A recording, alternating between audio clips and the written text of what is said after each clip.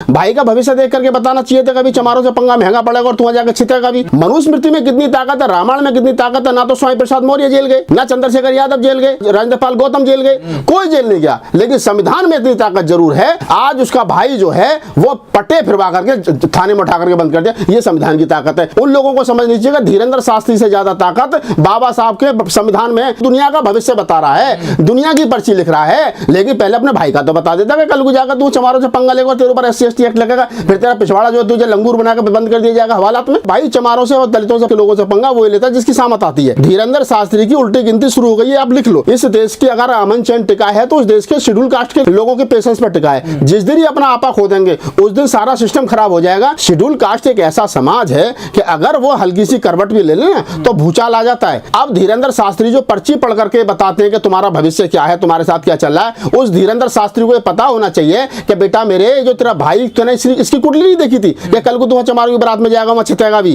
तो ये भी तो होना चाहिए ना कि अब जो तुम कह रहे हो कि चमारों से पंगा है, दलितों से पंगा, तो भाई चमारों से और दलितों से पंगा या शेड्यूल कास्ट के लोगों से पंगा वो लेता है जिसकी सामत आती है। धीरेन्द्र शास्त्री की उल्टी गिनती शुरू हो गई है, आप लिख लो। कुल मैं कह रहा हूं कि शेड्यूल कास्ट से जब जब लोगों ने पंगा लिया है तब तब मिट्टी में मिला दिए। ये वो हाथी जैसा समाज है, या तो कुछ बोलता नहीं और बोलता है तो फिर आगे पीछे कुछ सोचता नहीं। 2 अप्रैल देख लो, तब तक चुप था, तब तक चुप था। जिस दिन लाठी लेकर के हाथ में निकला तो सारा देश आगे आगे, वो पीछे पीछे, सारा मनुवादी सिस्टम आगे आगे और वो लोग पीछे पीछे। तो आप लोग समझ लीजिए कि शेड्यूल कास्ट के लोग जो हैं वो, मैं तो हमेशा कहता हूं कि इस देश का अगर पेशेंस टिका है, इस देश की अगर अमन चैन टिका है तो उस देश के शेड्यूल कास्ट के लोगों के पेशेंस पर टिका है। जिस दिन ही अपना आपा खो देंगे उस दिन सारा सिस्टम खराब हो जाएगा और उस दिन ना तो यहाँ पर किसी को चलने वाली नहीं है।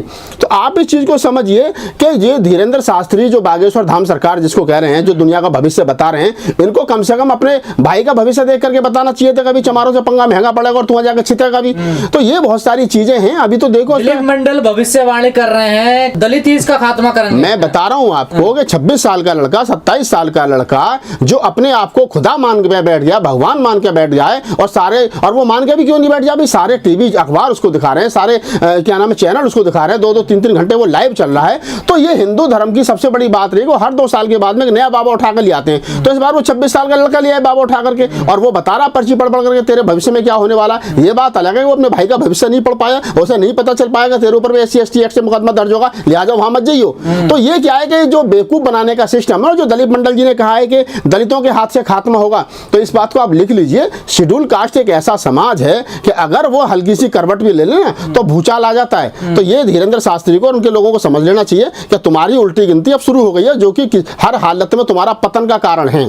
तो गलत पंगा ले लिया, बिल्कुल गलत पंगा लिया, गलत का सारा ही गलत पंगा लिया है। आप शेड्यूल कास्ट के लोगों को कब तक लाचार समझते रहोगे भाई, कब तक आप उनको। मैं मानता हूँ कि समाज के अंदर ज्यादातर गुर्बत है, ज्यादातर गरीबी है, बहुत सारे लोगों में जनसंख्या ज्यादा तो असाक्षरता भी है, लेकिन इस समाज के अंदर ऐसे ऐसे लोग भी हैं जो तुम्हारे लोगों से ज्यादा बुद्धिमान है, तुम्हारे लोगों से ज्यादा बहादुर है, तुम्हारे लोगों से ज्यादा पैसे वाले हैं, ऐसे ऐसे लोग भी हैं। और अगर जब समाज सबको बना करके मिला करके बनता है, और जब समाज के प्रबुद्ध लोग साथ में खड़े होते हैं तो फिर आगे आगे हो लेते हैं। साधना सरकार धीरेन्द्र शास्त्री कहता है सनातन बनाएंगे, भारत को हिंदू राष्ट्र बनाएंगे, भाईचारा पैदा करता है। ऐसी भाईचारा पैदा, ऐसी तो भाईचारा पैदा होगा कि शेड्यूल कास्ट की बारात में जाओ, तमंचा दिखाओ और सिगरेट पियो। पहले तो मुझे ये लगता है कि ये ब्राह्मण जाति के जो लोग हैं, जो अपने आप को कहते हैं कि हम तो बड़े शालीन हैं, हम तो बड़े सभ्य हैं, हम तो बड़े समझदार हैं, हम तो प्रबुद्ध हैं, पता नहीं कौन कौन से नामों से अपने आप को ये जो लिखते हैं कि जी ब्राह्मण बड़ा पूजनीय है। तो भैया मुझे जरा ये भी बता दो कि सिगरेट पी और दारू पी करके जो हुड़दंग मचा रहा है धीरेन्द्र शास्त्री का छोटा भाई, ये कौन से सनातनी है, ये कौन से हिंदू हैं? ये हिंदू धर्म के ग्रंथों में कौन से में लिखा कि ब्राह्मण ऐसा भी होना चाहिए जो ये इसके बावजूद ये पूजनीय है। अब इस देश के लोगों को ये समझ लेना चाहिए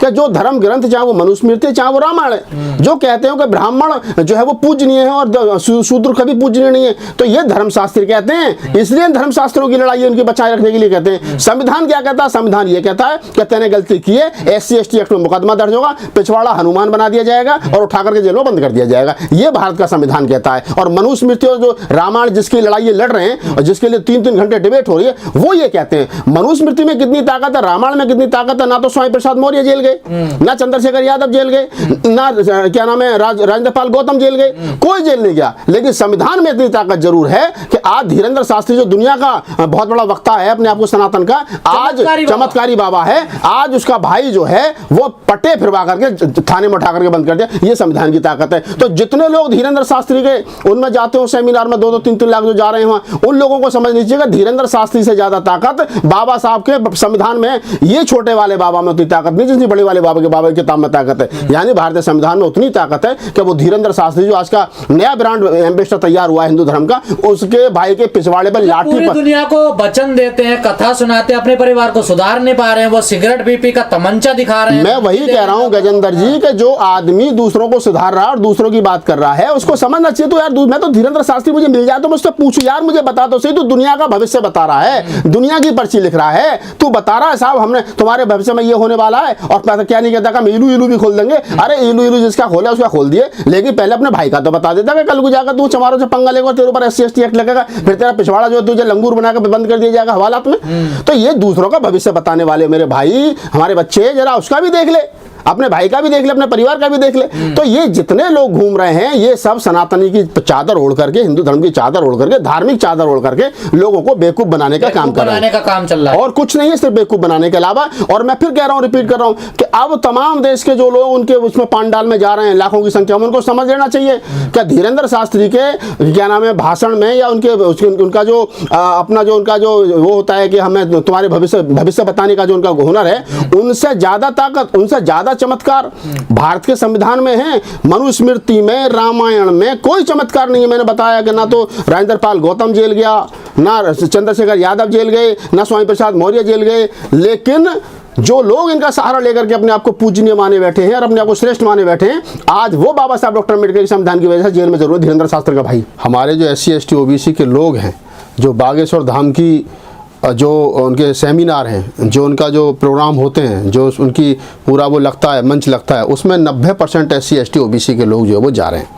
अब SC ST OBC के लोगों को ये समझ लेना चाहिए, पैसा तुम्हारा, धन तुम्हारा, भीड़ तुम्हारी, सब कुछ तुम्हारा, और उस पैसे को खा करके जो धीरेन्द्र शास्त्री और उनका परिवार जो पल रहा है और वो खा करके जो मजबूत हो रहे हैं, अब लाठियां भी तुम्हारे ही कमर पे, तुम्हारे ही सर पे पड़ने वाली हैं। तो मैं धीरेन्द्र शास्त्री को और उनके पूरे परिवार को धन्यवाद करता हूं कि आप इन शेड्यूल कास्ट के लोगों को, चमार खटीक पासी धानक, ये जितने घूम रहे हैं बेचारे हमारे SC ST OBC, इनका खाओ और इन्हीं को पीटो को, तब शायद हो सकता है इनकी समझ में कोई बात आए और ये फिर वहाँ जाना बंद कर देंगे, और जब जाना बंद करेंगे तो उनकी दुकान अपने आप बंद हो जाएगी। दलितों में तो भयंकर गुस्सा है धीरेन्द्र शास्त्री को लेकर, उसके भाई को लेकर। नहीं, धीरेन्द्र शास्त्री को लेकर के दलितों में गुस्सा है तो मुझे बताओ कि कल की परसों की खबर है कितना प्रोटेस्ट हो गया, कहाँ आंदोलन हो गया, एक FIR हुई है, उसके लिए भी सिफारिश लगानी पड़ी है। इस देश के अंदर जब 22% शेड्यूल कास्ट के लोग रहते हैं और 85% बहुजन समाज के हम लोग बात करते हो, 3% ब्राह्मण जो अपने आप को वैचारिक जो है कहता है कि हम बहुत ज्यादा मजबूत हैं, वो आपके घर में आकर के, आपकी बारात में आकर के उपद्रव करता हो, तमंचा दिखाता हो, सिगरेट पीता हो, दारू पी के बदतमीजी करता हो, और आपके नेता और आपके जो तमाम संगठन है वो खामोश बने बैठे रहते हो, तो इसका मतलब क्या है? इसका मतलब यह है कि जो आदमी आपके साथ कर रहा है ये काम, उसको किसी का डर नहीं है, उसको मालूम है कि तुम उसका कुछ बिगाड़ ही नहीं पाओगे। भाई पैसा तुम्हारा यूज कर रहा है, सब कुछ तुम्हारा है और तुम्हारे ही ऊपर वो चौड़ा हो रहा है, तो आप समझ लीजिए कि आपकी इस देश के अंदर या इस हिंदूवादी सिस्टम में आपकी जगह क्या है और आपकी औकात क्या है। देखिए, एक तो गंजा जी इसमें दो चीजें, एक तो जाति का नशा, दूसरा उसका भाई धीरेन्द्र शास्त्री है जिसके कदमों में पूरी सरकार बैठी है, मुख्यमंत्री बैठा है, गृह मंत्री बैठा है, देश के तमाम मिनिस्टर बैठे हैं, सारा सिस्टम बैठा है। तो एक ये नशा हो गया, एक जाति का नशा, एक ताकत का नशा, शासन प्रशासन सारा उनके साथ में। तो वो कहते हैं ना गाँव देहात में कि सैया भाई कोतवाल तो फिर डर खाएगा, तो ये सैया कोतवाल भाई वाली बात है। इसलिए उसने हाथ में तमंचा लेकर के, और आज जो धीरेन्द्र शास्त्री की वकालत करते थे, मैं उनसे कह रहा हूं कि उनको ये कहना चाहिए कि आज उसका भाई इस प्रकार से बदतमीजी कर रहा है एक चमार समाज के, अहिरवार समाज के परिवार के साथ में, उनकी बारात में जाकर के, तो आज क्यों नहीं बोल रहे हैं? आप बोलना चाहिए उनको, ये गलत हो रहा है, क्यों नहीं हो रहा? पर लोग कह रहे हैं दलितों से पंगा लिया इस बार। हाँ, तो पंगा लिया है, दलितों से जो पंगा लिया है, SC ST एक्ट में मुकदमा दर्ज हुआ है, ठीक है, जेल जाना निश्चित है।